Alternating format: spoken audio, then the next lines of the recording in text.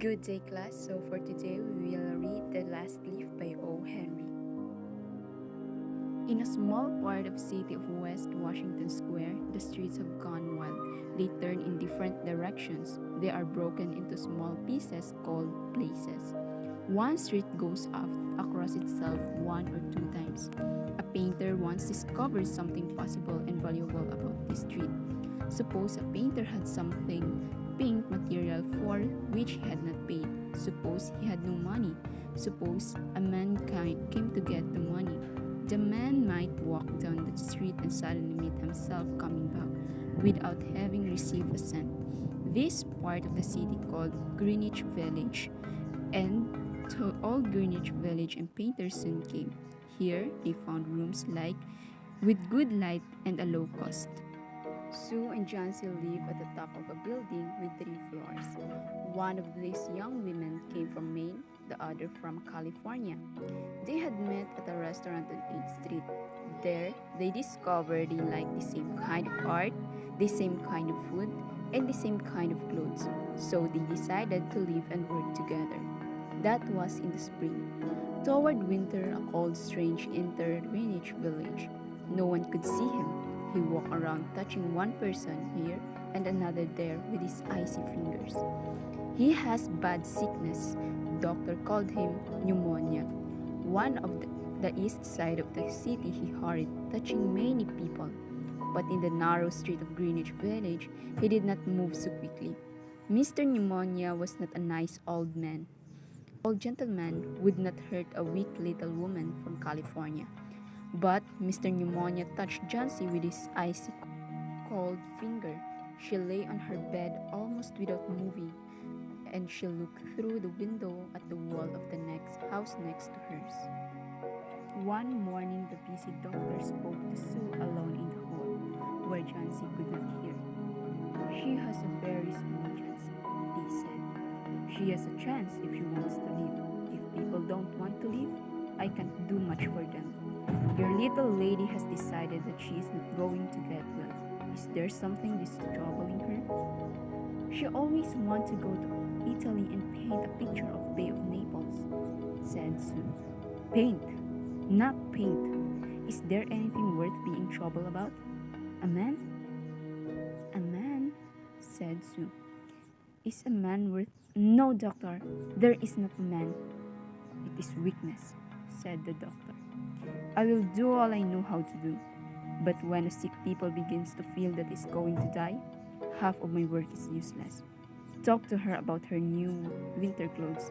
If she were interested in the future, her chance would be better. After the doctor had gone, Sue went into the workroom to cry. Then she walked into Chance's room. She carried some of her painting materials and she was singing. Jancy lay there very thin and very quiet. Her face was turned toward the window. Sue stopped singing, thinking that Jancy was asleep. Sue began to work. As she worked, she heard a low sound again and again. She went quickly to beside Jancy's eyes were open wide. She was looking out the window and counting back. 12, she said, and a little later, 11, and then 10, and 9, and then 8, and 7. Almost there. Sue looked at the window. What was there to count? There was only the side wall of the next house, a short distance away. The wall had no window.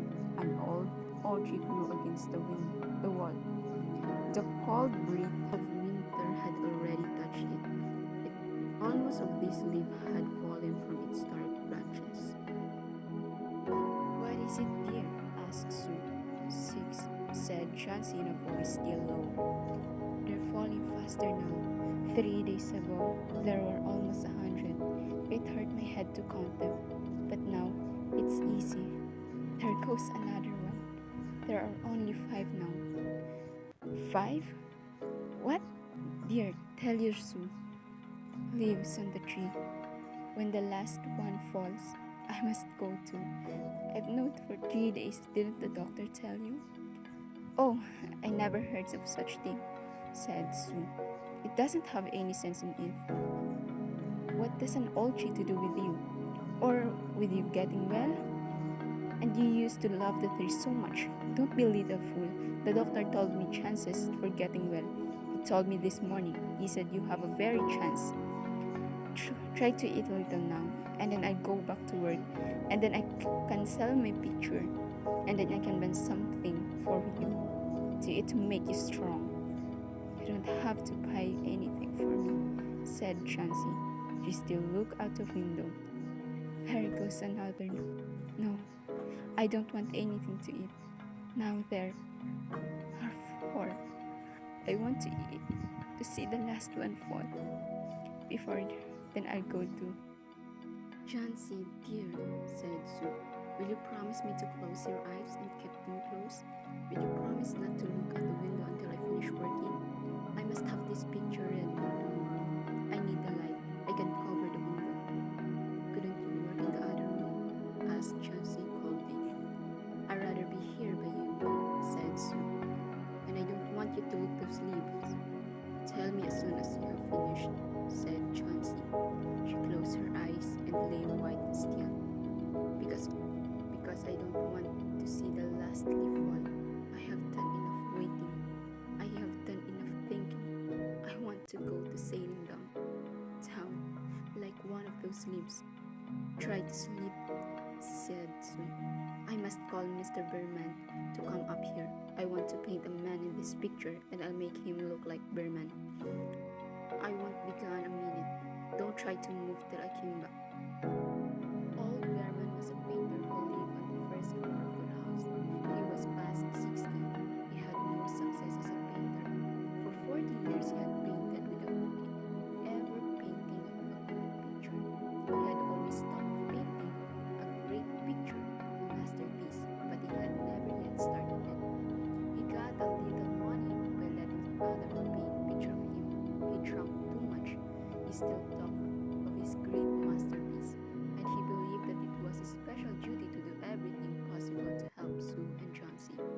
Sue found him in his dark room, and she knew that he had been drinking. She could smell it. She told him about Chansey and the leaf in the vine. She said that she was afraid that Chansey would indeed sail down like a leaf. Her hold on the world was growing weaker.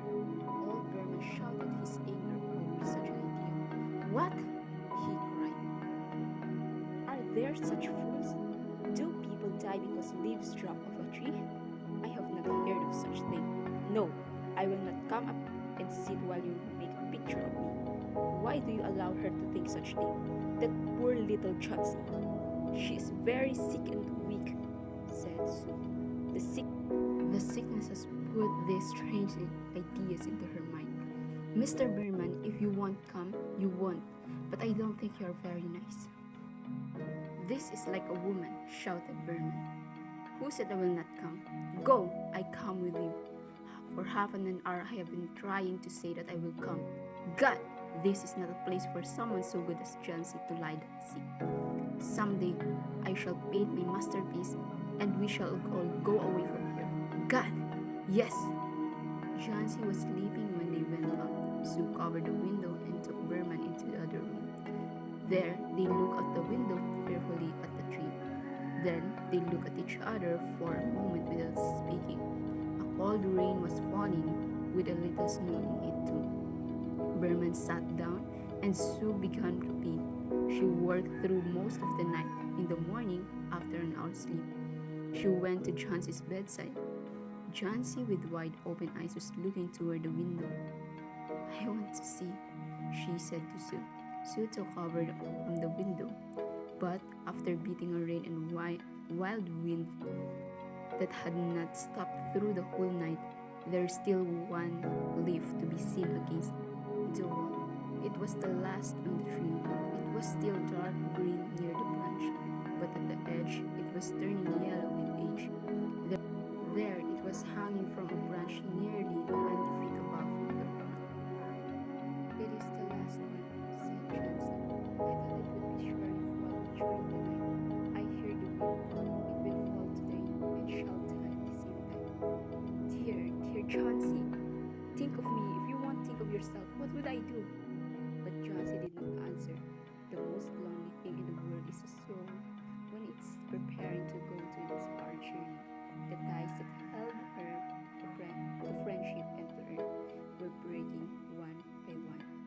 The days slowly passed. As it grew dark, they could still see the leaf hanging from the branch against the wall.